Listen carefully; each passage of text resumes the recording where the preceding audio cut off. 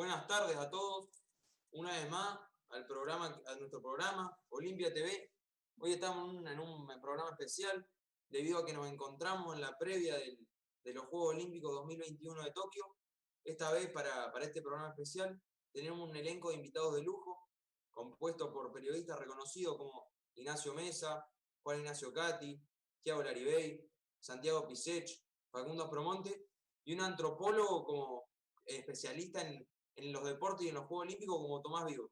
Me dijo la producción que tienen un video para mostrarnos y que después del video vamos a poder iniciar el debate. Así que inicie el video nomás y después lo charlamos.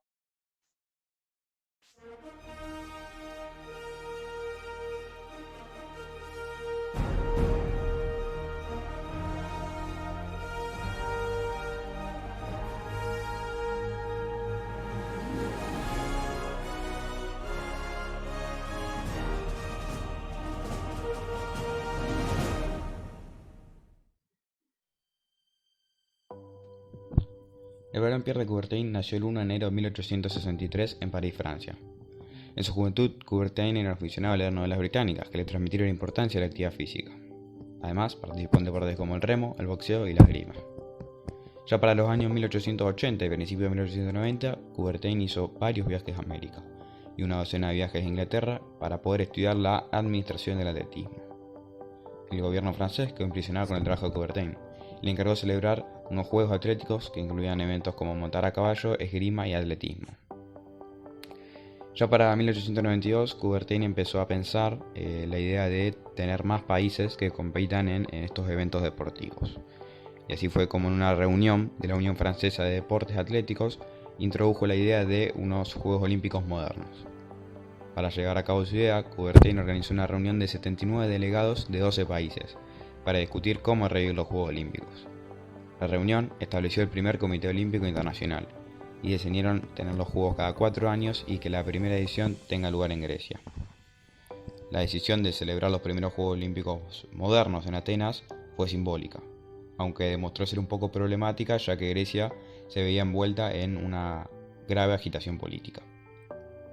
Sin embargo, Coubertin visitó Grecia y convenció al pueblo griego para que estén encantados de organizar los Juegos. En 1986 se recaudaron fondos para montar los Juegos y se llevaron a cabo en Atenas el 5 de abril de ese mismo año. Coubertin estuvo involucrado en la organización de los Juegos Olímpicos hasta 1924, pero se retiró después de eso. En los últimos años de su vida enfrentó dificultades financieras severas y finalmente murió en Ginebra el 2 de septiembre de 1937.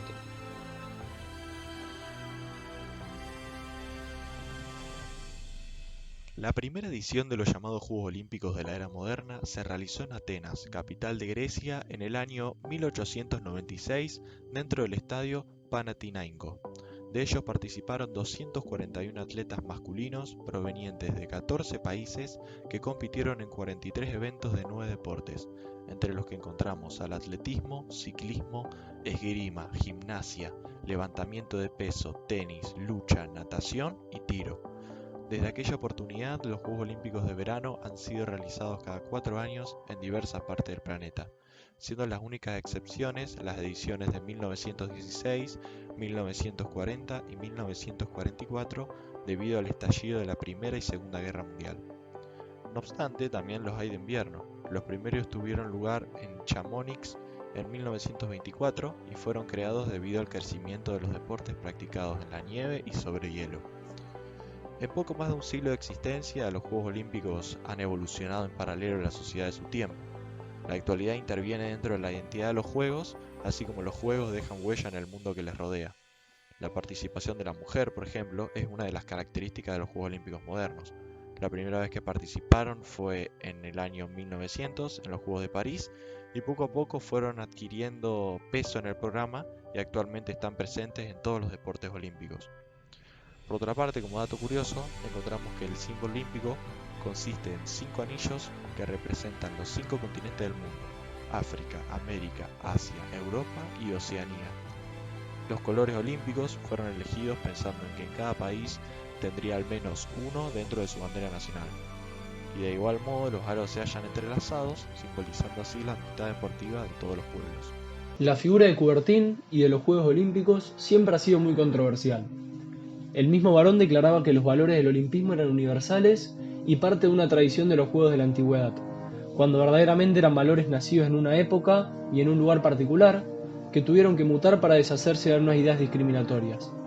Según la Carta Olímpica, los Juegos Olímpicos sostienen y tienen como base los siguientes principios, que sin embargo muchas veces no fueron respetados. La no discriminación. Siempre se ha predicado y sostenido que era vital garantizar que el deporte sea practicado sin ninguna forma de discriminación, como se expresa en el cuarto principio del olimpismo. La práctica deportiva es un derecho humano.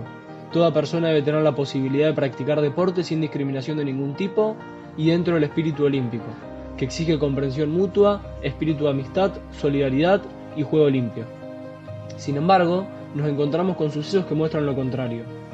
Casos como el de Jesse Owens en los Juegos Olímpicos de Berlín en 1936, quien consiguió 4 medallas doradas en atletismo siendo afroamericano, y no recibió las felicitaciones ni de Hitler en Alemania, y tampoco de Roosevelt, su propio presidente, por su color de piel. En los mismos Juegos Olímpicos, una atleta alemana de salto en alto, Gretel Bergmann, fue excluida del equipo antes de las Olimpiadas por su origen judío. Como segundo tópico tenemos la universalidad, que refiere a la participación de todos los países y estados sin restricciones, y también de todas las personas, relacionado con el punto anterior, sin discriminación ni rechazo, como se expresa en el tercer principio del olimpismo. El movimiento olímpico es la acción concertada, organizada, universal y permanente.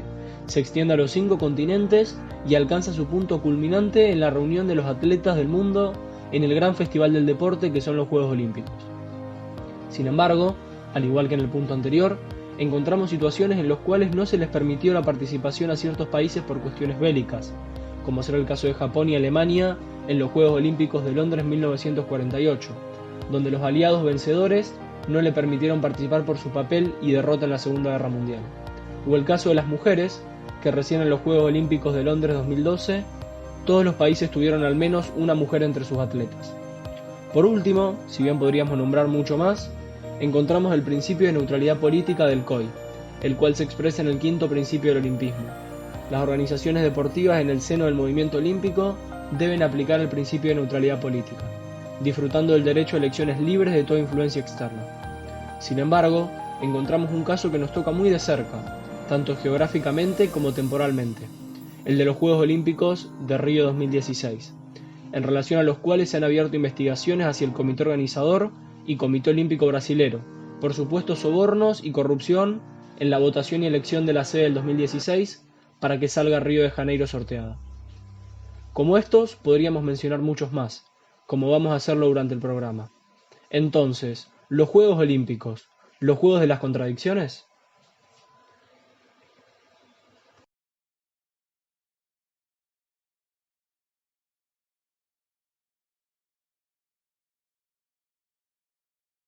Como vieron, el juego que preparó la organización es excelente. La verdad que queda muy claro lo que planteó Coubertin y lo que fue la realidad en este mundo. Me quedo con la parte del universalismo, esta parte de que todos los países tienen que participar, no importa su estado o cómo sean, y la verdad que me parece bastante contradictorio con el mundo que se llevaba en esa época. Tenemos en cuenta que había sufrido la Primera Guerra Mundial, que había mucho nacionalismo, el imperialismo era algo muy fuerte. Por lo tanto, me llama la atención y me hace ruido. De todas formas, yo no estoy tan capacitado para hablar. El que sé que ha escrito papers y artículos sobre esto es Thiago Laribey. La verdad que me gustaría que me ilustre un poco sobre el tema y me responda la pregunta de si los Juegos Olímpicos de verdad unían o un espejismo. Bueno, sí, mirá, Jero, yo desde mi experiencia periodística te puedo decir que, a mi punto de vista, no hay un por qué los Juegos Olímpicos vayan a separar. A ver, digamos, es una competición entre deportistas de todo el mundo, en la que lo más importante es el deporte. ¿Por qué deberían de separar a las naciones? No entiendo. Yo te voy a decir por qué. La exaltación del nacionalismo no solo que no es reprimida, sino que se la promueve constantemente. El mayor ejemplo lo aportan las competiciones deportivas con la exhibición de bandera y símbolos nacionales. Hay quienes dicen que es mejor que las naciones se enfrenten en los estadios que en los campos de batalla. Por supuesto, pero ¿por qué tienen que enfrentarse las naciones y no los deportistas a pelo, al margen de organización política alguna? Así como los enfrentamientos entre coalición imperialistas no hicieron otra cosa que trasladarse al Estadio Olímpico. Eso la verdad que es una gran verdad porque tenemos en cuenta de ya todos los conflictos que mencioné antes. No creo que había un universalismo en esta época. Vos creo que tenés un ejemplo bastante más claro, ¿no, Facundo? Sí, el mejor ejemplo que te puedo llegar a dar yo en los Juegos Olímpicos de 1920 y 1924, en la que después de la Primera Guerra Mundial Alemania no fue invitada a ninguno de los dos. La verdad que es un tema complicado y demuestra que el universalismo en esa época no era aplicado para nada. Pero bueno, tengo un tema mucho más actual con un enviado en Japón que me va a comentar sobre los presupuestos, pero antes de eso, yo creo que vos que también estudiaste sobre ese tema, Tiago, me comentés, cómo es la realidad histórica de los presupuestos en los Juegos Olímpicos? Bueno, sí, mirá, Jero, a lo largo de los Juegos Olímpicos, tanto desde el principio como hasta la actualidad, los presupuestos que se dice que son los gastos de los Juegos Olímpicos nunca alcanzan los verdaderos costos. Siempre, siempre los gastos finales exceden los presupuestos. Y esto, si hubiera pasado una o dos veces, hubiera pasado, no pasa nada, pero pasó toda la vida. ¿Y esto qué pasa? Esto es una falta de respeto hacia los habitantes del país que organiza los Juegos Olímpicos. Sobre todo porque no se les dice verdaderamente la importancia que se le dan a los Juegos Olímpicos. Pero más que nada es una falta de respeto hacia los inversionistas, que a pesar de todo son los que hacen posible los Juegos Olímpicos. Yo tengo un ejemplo, el cual son los Juegos Olímpicos de Atenas 1896. Grecia en ese momento estaba pasando por un mal momento económico, entonces luego de enterarse que el presupuesto inicial para la realización de los Juegos era razonable dentro de todo, decidieron aceptar. Pero luego, 2 años antes de la realización de estos Juegos, se enteran de que el presupuesto iba a ser 3 veces mayor al esperado, por lo que Constantino, quien en ese entonces era el presidente del comité organizador, decide realizar distintas campañas para poder conseguir este dinero.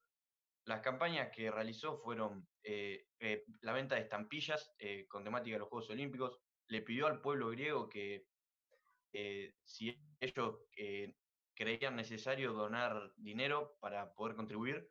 También se realizaron ventas de boletos de los juegos de forma anticipada y George Javerov, un millonario griego de ese entonces, donó 1 millón de dracmas, que en ese momento era la moneda, lo que equivale a la mitad del presupuesto estimado.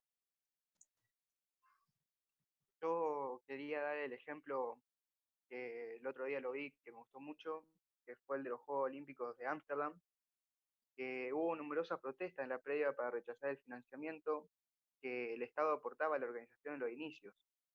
Los costos se abarataban, pero además se garantizaba un influjo de público y publicidad gratuita para el evento naciente. Los negocios millonarios se gestaban para la competencia. El reporte oficial indicaba que no debía filtrarse ni una sola gota de comercialismo en la consumación del olimpismo, pero en silencio la organización pactaba con sponsors y prestadores de servicios. Esos pactos comerciales se convertirían en parte integral de la estructura política y económica de los Juegos. Siguiendo con este hilo de ejemplos y casos con respecto a los presupuestos, quería comentarles el de los Juegos Olímpicos de Londres 1948, que por la fecha nos damos cuenta que fue después de la Segunda Guerra Mundial, en el cual todo el mundo, y en especial Europa, estaba viviendo consecuencias devastadoras por esta gran guerra que se vivió, pero podemos ver como colmo que se realizó en Londres, es decir, uno de los puntos más afectados por esta guerra, que sufrió la destrucción masiva de infraestructura y el asesinato de millones de personas. Si nos ponemos a pensar, verdaderamente la población estaba pasando por uno de los peores momentos de su vida, y fue en este contexto en el cual se decidió organizar la edición número 14 de los Juegos Olímpicos. quería mencionar que estos juegos, por todas estas consecuencias, estuvieron en duda, estuvieron casi por suspenderse, ya que la población, no solo de Inglaterra, sino también de los países de Europa, estaba en desacuerdo al realizarlos, ya que preferían y pedían, exigían a las autoridades que en vez de realizar inversiones a, a los distintos estadios, los proyectos olímpicos, al acondicionamiento de las villas olímpicas, se buscara una inversión en elementos más necesarios y básicos como comida, ropa, infraestructura, ya que, bueno, se consideraba que todos los otros elementos como los estadios, los proyectos olímpicos eran innecesarios para la vida de la población. Aunque igualmente se defendió mucho que la clase comercial podía beneficiarse a partir de la prestación de estos servicios. Con respecto a la infraestructura y los presupuestos, como veníamos hablando, quería comentarles que en estos Juegos Olímpicos que se realizaron en 1948, escuchen bien, únicamente 3 millones de dólares hubo de inversión. 3 millones, nada más. Se puede comparar con las otras ediciones y la verdad era muy poco, dándole el carácter de pequeños y sencillos y sin tanta suntuosidad. Esta inversión que solamente se llevó a cabo para pequeños detalles y estructuras muy pequeñas que se retocaron muy poco, le dieron el nombre que hasta el día de hoy se conoce como los Juegos de la Austeridad. Después de toda esta previa que nos hicieron los muchachos, vamos a hablar del tema actual y lo que charlamos al principio. Estamos en la previa de lo que son los Juegos Olímpicos de Tokio 2021. Por eso, como no puede ser de otra manera, tenemos a nuestro enviado, Gonza, amigo, ¿cómo estás allá en Japón? Hola, Jero, un placer que estar hoy acá en tu programa, bueno, de acá de Japón, como ya dijiste, de Tokio. Bueno, yo lo que te quería preguntar era, lo charlamos el tema de los presupuestos a lo largo de la historia. Los Juegos Olímpicos de Japón del 2020 se suspendieron. En el 2021, ¿cómo está el ambiente social? ¿Cómo se respira? ¿Qué pasó con el presupuesto de estos Juegos Olímpicos que se tuvieron que aplazar un año? Bueno, si lo tengo que decir una palabra, yo diría que complicado. Más que nada el tema del presupuesto, la verdad que fue variando mucho desde 2013 que Tokio ganó la sede de los Juegos Olímpicos 2020. Ya se le habilitó un presupuesto de 13.000 millones de dólares, pero que ya para 2015, cuando comenzó la demolición del viejo estadio olímpico de Tokio para construir el nuevo, ya ese presupuesto había subido a 20.000 millones. Y en enero de 2020, previa a la suspensión, o sea, la postergación de los Juegos, ya el presupuesto ya rondaba los 30.000 millones de dólares.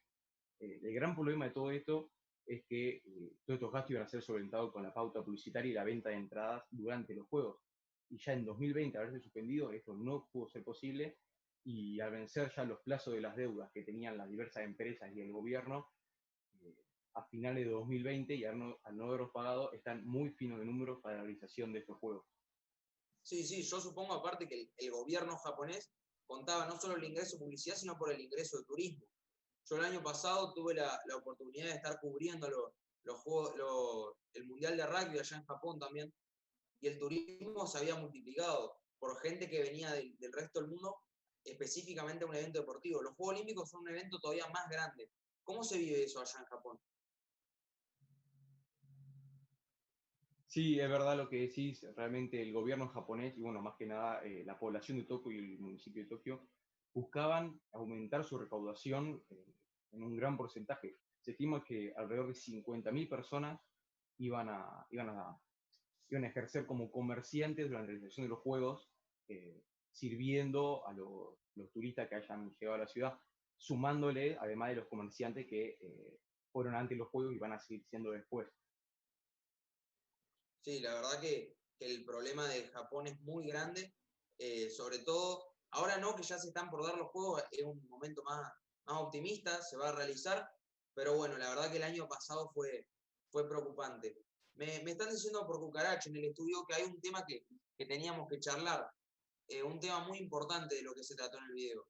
La discriminación se hizo notar en el video, la discriminación fue parte de los Juegos Olímpicos, pero creo que es mucho mejor que me lo explique alguien que está mucho más preparado en el tema y que incluso escribió un libro acerca de esto, que es Tomás Vigo. Tomás, ¿vos qué opinás de los Juegos Olímpicos, de los Juegos Olímpicos, acerca de la discriminación en estos? Sí, Jerónimo, te cuento, yo en mi libro doy como ejemplo los Juegos Antropológicos de 1904, en los cuales yo no veo ningún tipo de discriminación, a pesar de que la gente insista en que estos fueron uno de los más discriminatorios de la historia. No. Paralo ahí, Jero, paralo ahí. ¿A quién trajiste, Jero? Usted, señor Vigo, se tiene que arrepentir de lo que acaba de decir. Usted no puede hacer Por favor, semejante... déjeme terminar mi argumento, por favor. No, Jero, ¿a quién trajimos, Jero? Déjeme terminar, por favor. Después yo lo voy a escuchar a usted. Gracias. Bueno, siguiendo con mi argumento, lo que yo digo es que para mí no hubo discriminación alguna, ya que bajo mi punto de vista estos juegos se realizaron con el fin de exaltar la diferencia física entre indios que tienen los indios y negros con respecto a los blancos. Yo considero que hubiese habido discriminación alguna si hubiesen participado blancos dentro de estos juegos y los negros e indios hubiesen perdido o sido dejado de lado solo por su condición física. Jero, vamos a decir las cosas como son. Vamos a decir las cosas como son. Los Juegos Olímpicos de 1904 se llamó Juegos Antropológicos, que fueron Juegos Olímpicos que, por no tener los recursos suficientes para poder realizarse por sí mismos, tuvieron que unirse a la feria.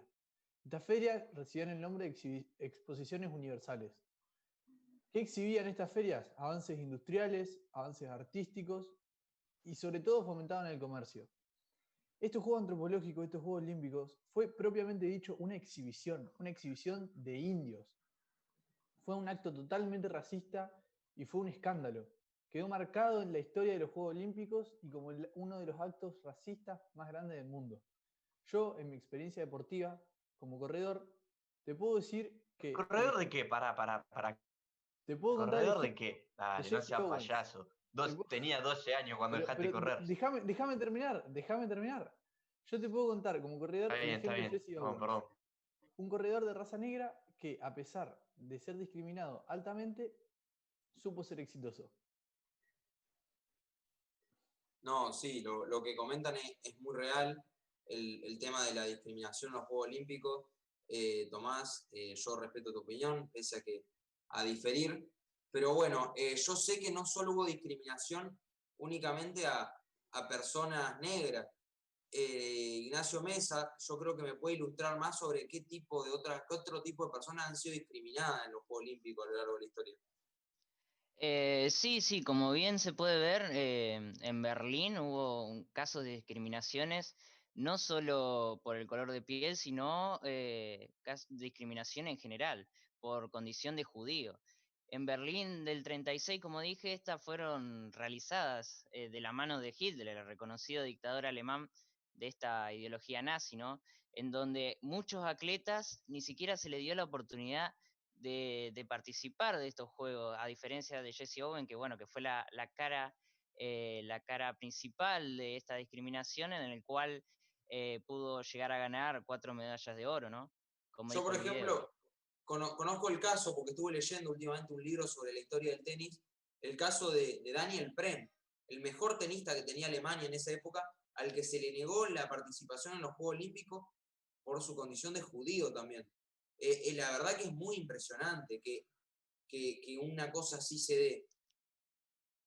Sí, como vos bien decís, este tenista fue muy reconocido, ¿no? Estaba muy bien ubicado entre el ranking mundial y fue expulsado también de la Copa Davis de Alemania de ese año. Pero tenemos otro ejemplo, en el video también se contaba sobre Gretel Bregman, una atleta de salto en alto de primer nivel, expulsada de su clan alemán en el 33 y del equipo olímpico alemán en el 36. Tenemos casos de la Asociación de Box Alemana expulsando al aficionado Eric Sielek en abril del 33 por su condición de judío también. Si bien este pudo retomar su carrera boxística en los Estados Unidos, otros no lo pudieron hacer.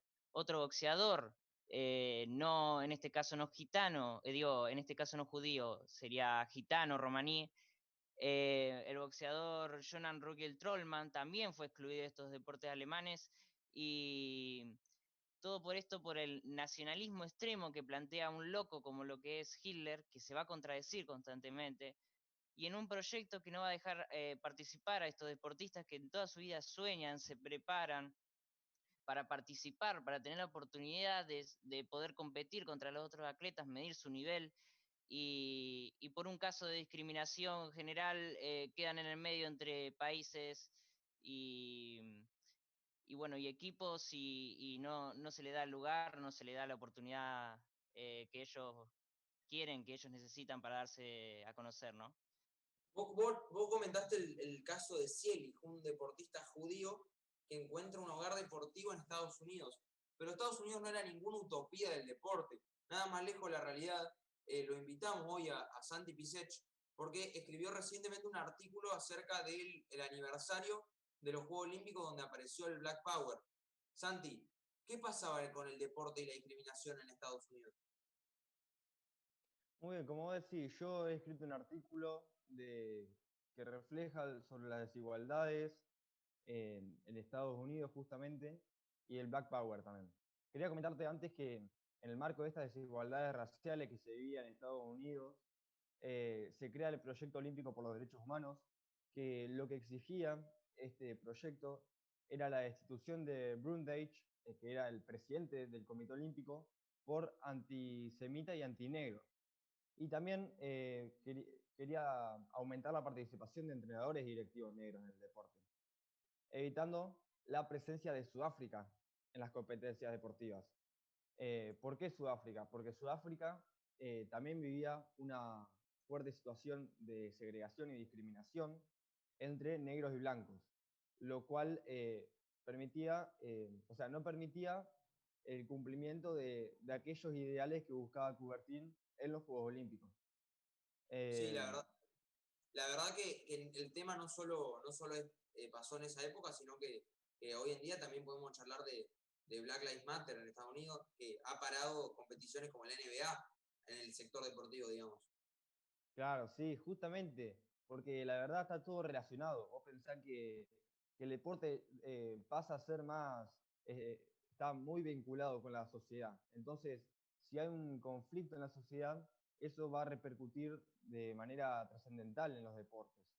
Bueno, yendo al caso de Black Power, como vos bien lo mencionaste, el Black Power fue realizado por John Carlos y Tommy Smith, dos estadounidenses negros que, que eran deportistas, atletas en velocidad, y al haber ganado la competencia con medallas de oro, al momento de ir al podio para recibir estas medallas, ambos, siendo en condición negra, lo que decidieron fue, en manera de protesta y de reclamo, alzar el puño hacia arriba, simbolizando el Black Power, justamente, el poder negro, lo cual buscaba una defensa y una queja en la sociedad, ya que se vivía una discriminación total en esa sociedad, no solo estadounidense, sino en muchos países de ese momento. En esa época... No, perdón, terminando. Dale. No, quería comentarte las consecuencias que trajo esta acción.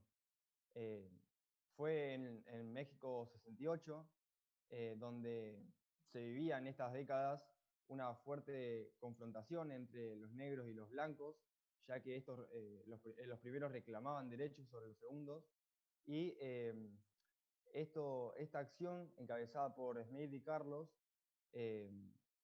trajo como consecuencia la suspensión de la actividad atlética y fueron echados de la Villa Olímpica de esos Juegos Olímpicos.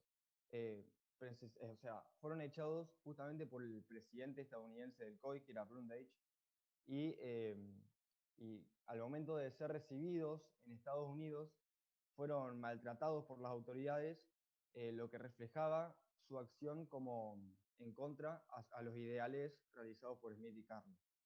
Acá muestra justamente cómo los valores olímpicos estaban amenazados, ya que lo que buscaban los valores olímpicos era la igualdad y que no haya una segregación, lo cual se estaba viviendo justamente en este momento. Sí, siguiendo con lo que fue la década de los 60, pasaron otras cosas en el mundo, que también lo trataste en tu artículo, específicamente referido a estos países que eran tercermundistas, que acababan de nacer y que querían demostrarse y conseguir representación no solo en organismos internacionales, sino también en organismos deportivos, como fueron los Juegos Olímpicos. Creo que eran países que querían demostrar que a partir de ahora eran independientes y que aparte se podían representar en una Olimpiada. Comentame, que yo sé que lo escribiste en tu artículo. Muy bien, sí. Claro, justamente en el artículo yo toco varios temas de discriminación y como había tocado el de Black Power, también toco esta relación que no necesariamente tiene que ser de raza, de color, sino más con referencia a los países, más geopolítico. En los años 60 y 70, después de este proceso de colonización que se vive más que nada después de la Segunda Guerra Mundial, en donde había países que se habían independizado recientemente y se habían creado recientemente y eran tercermundistas.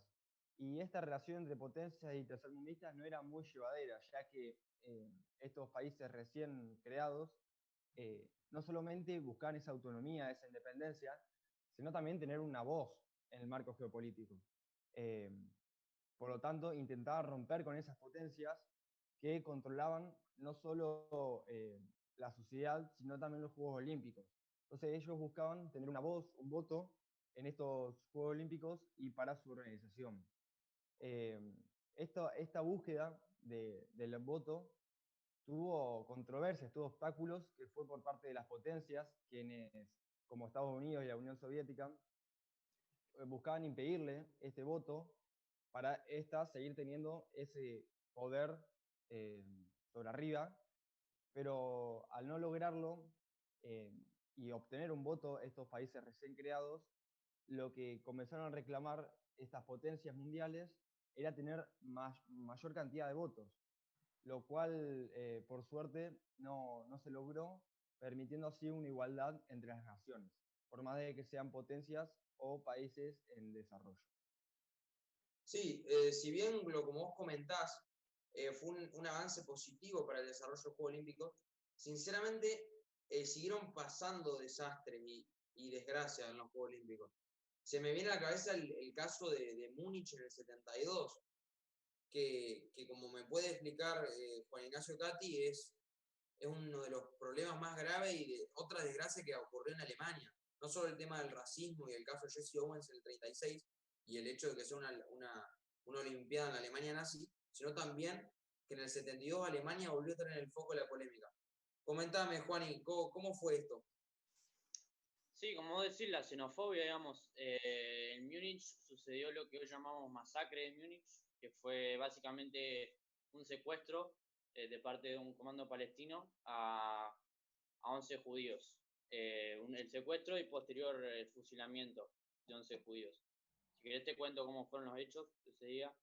Sí, primero había que aclarar que la tensión social en Israel y Palestina no era la mejor de todas, de hecho era de los peores momentos de tensión política. Tenemos que tener en cuenta que la guerra de los 6 días había ocurrido 3 años antes únicamente y que la tensión esta se daba a que pasen cosas, como puede explicar Nacho. Claro, lo que sucedió es que un comando, luego salió de fiesta muchas delegaciones, entre ellas la israelí, entraron a la Villa Olímpica un grupo de palestinos, ayudados por un grupo de norteamericanos, porque pensaron que como ellos habían salido de fiesta, digamos, y también hay escritores que afirman que la seguridad era baja intencionadamente, que Alemania, digamos, que dejó el campo libre para que se haga el atentado, pero son teorías, digamos. Entraron todo el grupo palestino, primero tomaron de rehén un árbitro de lucha y luego con este tomaron de rehén a muchos judíos más. Empezó la negociación y los negociantes más que negociantes eran políticos, digamos, y no tenían mucha idea. Los palestinos requerían que que liberen a creo que 230, un número así de presos palestinos en Egipto, así como la liberación de dos comandantes de una fracción del Ejército Rojo, dos alemanes. Y entonces se les dijo que le iban a dar 2 helicópteros tripulados a los palestinos para que vuelvan a una zona segura, digamos, pero el grupo de rescate quiso hacer una emboscada y les proveyó de dos helicópteros vacíos y supuestamente ahí lo emboscarían. Los tiradores abrieron fuego a destiempo, digamos, y murieron tanto palestinos como israelíes, o sea, tanto terroristas como rehenes. No, la verdad que fue un desastre de la policía alemana, ¿verdad? Es decir, aparte Alemania, yo supongo que se tendría que haber cuidado políticamente de eso porque habían perdido, o sea, tenían que recuperar esa mala fama que les había quedado la Segunda Guerra Mundial, tengo entendido. Claro, y en la historia oficial surgió que habían sobrevivido todos los rehenes, después se supo la verdad y el COI salió a hablar y en vez de hablar de las víctimas, de todo lo que sucedió, digamos, aparte de que siguieron los Juegos Olímpicos cuando se dio el secuestro y todas esas cosas, no se suspendieron hasta que los atletas quisieron suspenderlo. El COI salió a hablar en un intento de subsanar, digamos, la imagen del comité, más que hacerse cargo del atentado. Perfecto. Y no muy lejos de esta época también hubo polémica en los Juegos Olímpicos de Moscú, en el 80, ¿verdad? Sí, lo que sucedió fue el boicot de Moscú, que fueron actos presididos por Estados Unidos. Si nos situamos en esa época, recién la Unión Soviética había invadido Afganistán, tenía tropas sobre Afganistán, y Estados Unidos, como esto era, digamos, desfavorable para Estados Unidos, dijeron que no iban a presentar su delegación hasta que la Unión Soviética retire las tropas. Obviamente la Unión Soviética se negó. El COI dijo que solo una tercera guerra mundial impediría que se hagan los Juegos Olímpicos. Se hicieron unos juegos, digamos, entre comillas, Juegos Olímpicos paralelos. Se celebró el Liberty Bell Classic. A esto, aparte, por presión de Estados Unidos, se adhirieron más o menos 60 países. O sea, los Juegos Olímpicos iban a ser con muy pocos países. Y se celebró el Liberty Bell Classic en Filadelfia. Y Carter amenazó a los atletas estadounidenses, con que les iba a revocar el pasaporte si se presentaban a los Juegos Olímpicos. Y en los Juegos Olímpicos que se celebraron finalmente, se batieron nuevos récords atletas que por ahí pasaron desapercibidos y pudieron destacar. Muy complicado, pero no fueron los últimos juegos problemáticos. Sabemos que los que ocurrieron en el marco de la Segunda Guerra Mundial también se suspendieron en el año 40 y en el año 44, y como mencionamos al principio, también se suspendió el de 2020 por la cuestión de la pandemia internacional del coronavirus.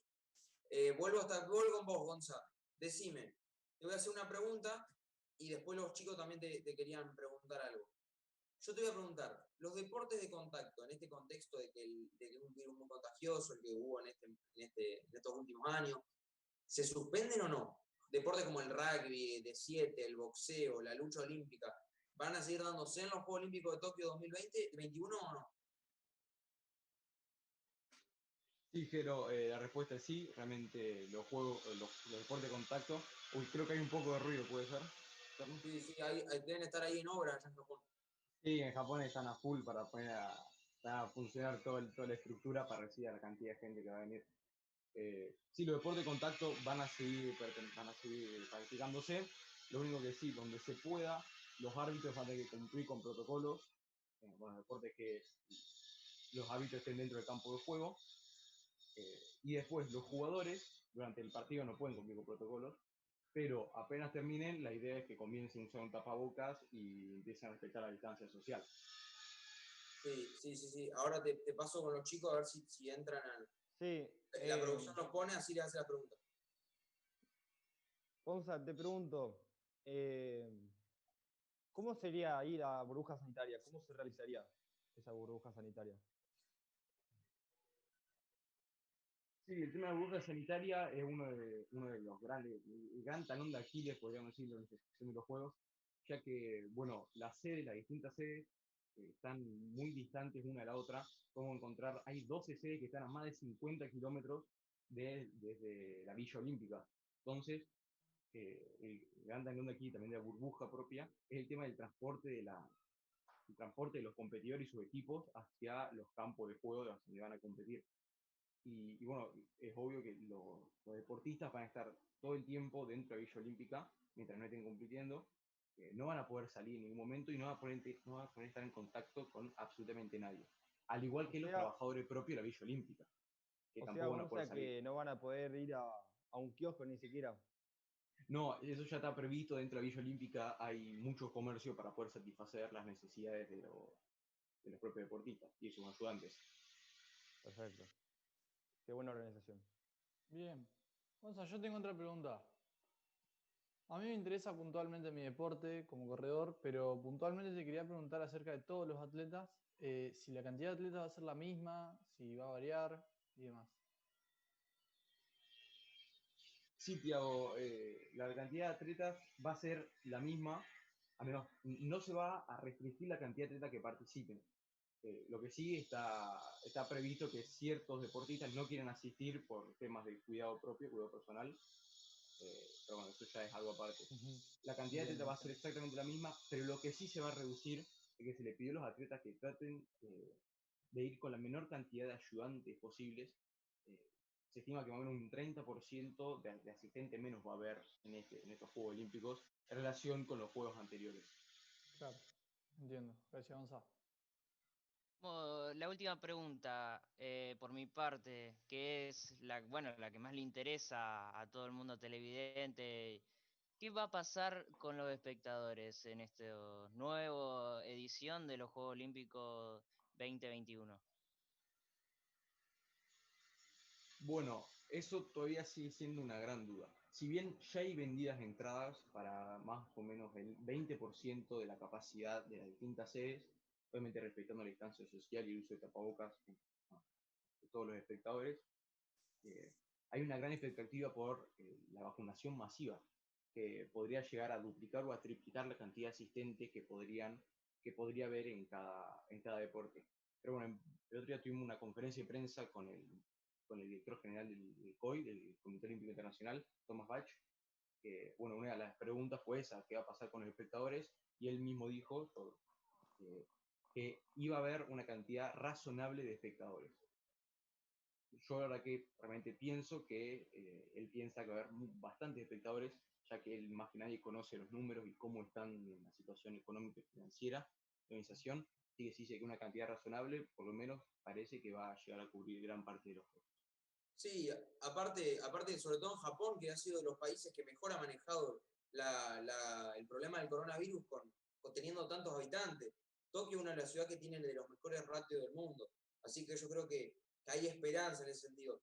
Aparte, yo creo que se va a hacer mucho hincapié en el tema de los sponsors, porque es algo que realmente es importante para el sostenimiento de estos Juegos Olímpicos. Por lo tanto, yo les quiero preguntar, ¿qué, hay que ser claro y hay que decir que los juegos, por ejemplo, en la época de donde empezaron, donde los creó Coubertin, y hasta los 80, fueron juegos que eran amateur, o sea, estaba prohibido el profesionalismo de estos deportes. Yo sé que ustedes están mucho más preparados para hablar de este tema porque sé que han estudiado y que han preparado estas cosas. Así, coméntenme, ¿cómo fue el cambio del amateurismo al profesionalismo? Bueno, sí, Jero, primeramente tenemos que empezar a tratar quién van a ser los protagonistas de este cambio drástico. Van a estar dentro el COI, el Comité Olímpico Internacional, y bueno, los países afectados. El COI va a mantener este estado de amateurismo en donde los atletas deben competir no por beneficios económicos, sino por la vocación.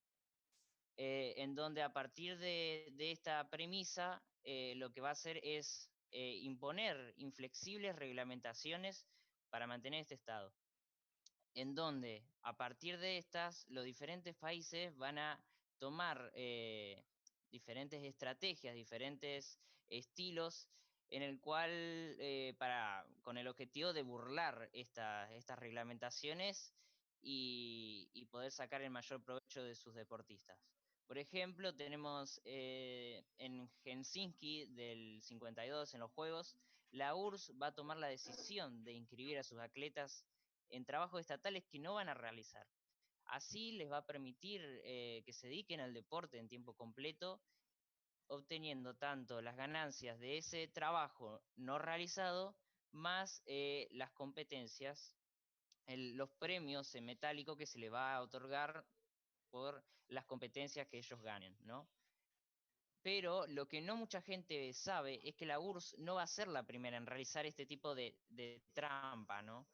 El primero que lo va a realizar va a ser Finlandia en el 33, en el cual se certificó que los atletas eran amateur, pero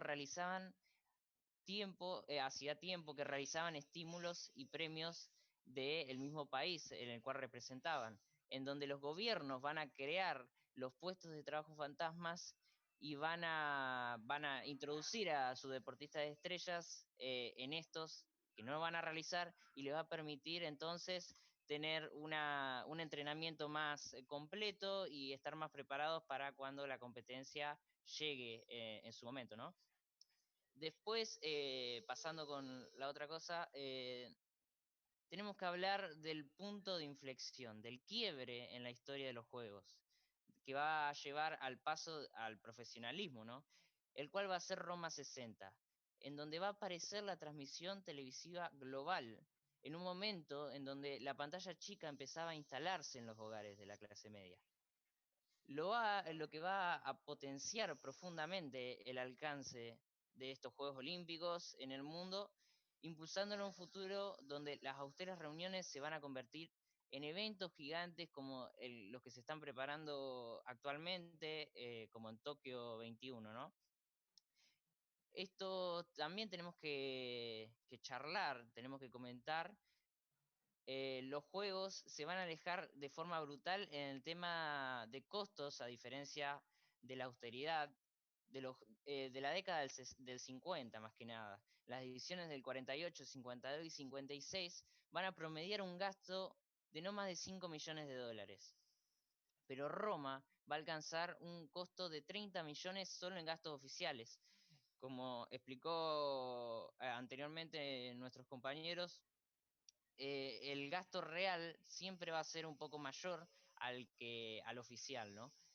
Y por último, destacar el de Tokio 64, que va a dar un salto totalmente increíble, con más de 2.800 millones de dólares gastados entre costos de juegos y costos en infraestructura de la ciudad en la previa, para preparar lo que viene siendo todo el evento, y que, bueno, tipo canchas, la infraestructura en general esté preparada para el evento gigantesco en el cual se preparó, se gastó y se invirtió para ello, ¿no? Sí, el profesionalismo marca un punto de quiebre en los Juegos Olímpicos, pero el profesionalismo no solo va a estar dado por la televisión, como decís, que fue el cambio más grande, sino que también entran los sponsors, y acá entran Juegos Olímpicos importantes. Coméntenme de Montreal, muchachos.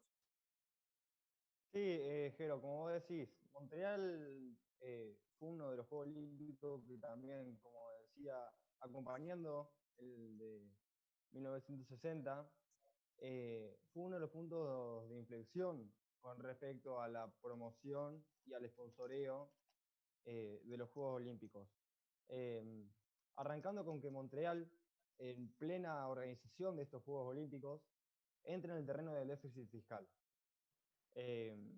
Lo cual se venía a venir, esta malversación, y el gobierno federal decide no hacer nada al respecto. Por ende, el comité organizador, para poder rescatar y mantener en pie estos juegos organizados, lo que hace es crear una de las primeras y muy importantes alianzas profundas entre el deporte y las corporaciones, como es con Coca-Cola y con Adidas. Estas dos empresas terminaron aportando dinero y materiales para llevar adelante los juegos. Si no fuera por estas empresas, por su apoyo de capital, no se podría haber cumplido la proyección de estos Juegos Olímpicos en Montreal. Esto es de suma importancia porque acá vemos cómo empiezan a meterse las empresas multinacionales con el papel de financieras económicas mediante el sponsoreo, y lo que trae importantes ganancias, pero como consecuencia también trae la ruptura de las ideas de Coubertin, de que los juegos debían ser desinteresados y benévolos, alejándolos de la cotidiana idea de asuntos económicos en las personas. De esta forma, comienzan así a verse los Juegos Olímpicos como empresas y como medios para obtener ganancia y demostrar poder. Cualidades que, como dije recién, a Coubertin era lo que no buscaba encontrar.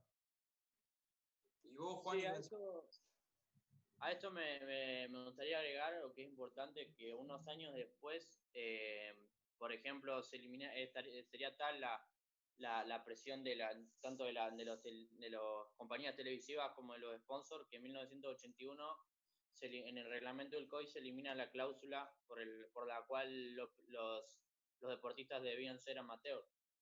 Y ya para Seúl 1988, por ejemplo, serían un presupuesto enorme, nunca imaginado para ese entonces, que serían $500 millones entre empresas televisivas y sponsoreo.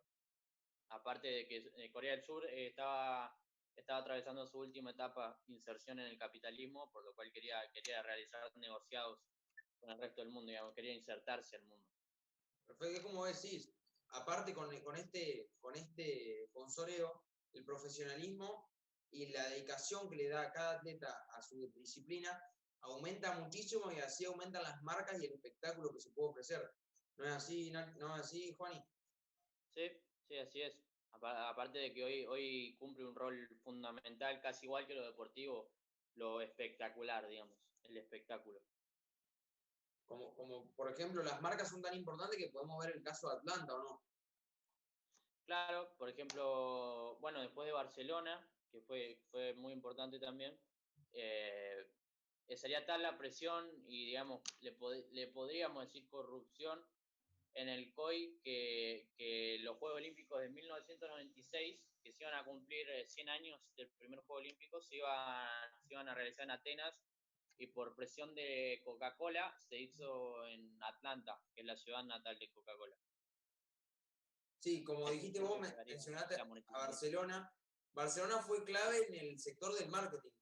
Empresas como Nike empezaron a dar de los grandes pasos históricos en el mundo del marketing, creando, por ejemplo, un modelo de zapatilla exclusivo para todo el equipo de básquet. En ese momento era el Dream Team, que estaba lleno de estrellas de la NBA y de jugadores muy famosos. Entonces, podemos hablar de que si en 2002 hablamos de que las marcas son claves en la creación y en la organización de un Juego Olímpico, en el 92 en el 96 con Atlanta, en el 92 nace el marketing deportivo del que hoy en día somos todos conscientes. El gran marketing deportivo aparece en los Juegos Olímpicos de Barcelona en el 92. Sí, podemos decir claramente que en Barcelona 92 se termina de profesionalizar los Juegos Olímpicos debido a esta publicidad, a este marketing que comienza cada vez a intervenir más dentro de los Juegos Olímpicos, llevando a ser un elemento fundamental. Quería comentar el caso también en estos Juegos Olímpicos, el caso de Aquarius, que es una marca de bebida, la cual se desarrolló, se creó para estos Juegos Olímpicos y terminó teniendo tanto éxito que, que tuvo permanencia en el mercado, lo cual llevó a que siga produciéndose hasta el día de hoy. Es decir, una marca que con el objetivo tenía únicamente existir para estos juegos, tuvo tanta participación, tanto movimiento de ventas, que le permitió poder seguir manteniéndose hasta el día de hoy. Sí, es verdad. Me están diciendo acá el programa que nos estamos acercando a la hora final del programa, así que quiero, a modo de reflexión de todas las cosas que charlamos hoy, hablamos de la discriminación, del nacionalismo, de los presupuestos en los Juegos Olímpicos, cómo entró el profesionalismo. Yo creo que me quedo con lo del final, porque destaco el profesionalismo como el hecho que marcó el antes y el después en los Juegos Olímpicos. ¿Por qué? Primero porque permitió que la gente se pueda dedicar a los deportes y así mejorar los desempeños de todos los deportistas. Y no solo eso, en los últimos años, después de la profesionalización de los Juegos Olímpicos, se han podido generar los valores originales que tenía Coubertin con los Juegos Olímpicos. Pongámoslo en papel. Las mujeres empezaron a participar a la misma altura que los hombres, que antes no ocurría. En los últimos Juegos Olímpicos participan personas de todas las razas con la misma igualdad. Y aparte se da este encuentro pacífico entre naciones que no está metido ni mezclado con ningún tipo de conflicto bélico o político con alguno de los países. Yo creo que podemos hablar de que este es el marco que permitió que los Juegos Olímpicos de Coubertin, sí, obviando el tema del profesionalismo, porque que obviamente se contradice contra los valores originales, pero fue el que al final permitió que esto ocurra, porque en ediciones anteriores la sociedad no estaba de acuerdo con todas las cosas que hoy en día se cumplen. Y yo creo que fue un sacrificio de uno de los valores olímpicos en pos de cumplir otros que en lo general y en lo social son más importantes, como por ejemplo que todas las personas puedan participar de los Juegos Olímpicos siempre y cuando tengan las condiciones físicas y deportivas para poder hacerlo, sin ningún tipo de discriminación y con paz en la sociedad. Por lo tanto, a modo de cierre, yo me quedo con eso, de que los Juegos Olímpicos, a partir del profesionalismo y del cambio de norma en el 81, pasaron a ser lo que son hoy en día y ser el evento original deportivo pacífico que siempre se quiso. Bueno, yo los voy a despedir a todos ustedes si quieren saludar y nos vemos en la próxima edición a los que estén para Olimpia TV. Dale, Jero. Mando un abrazo, Jero. Un saludo. Gracias por invitarnos. Muchas gracias por Gracias por la permitirnos estar invitación. en el programa, Jerónimo. Muchas gracias.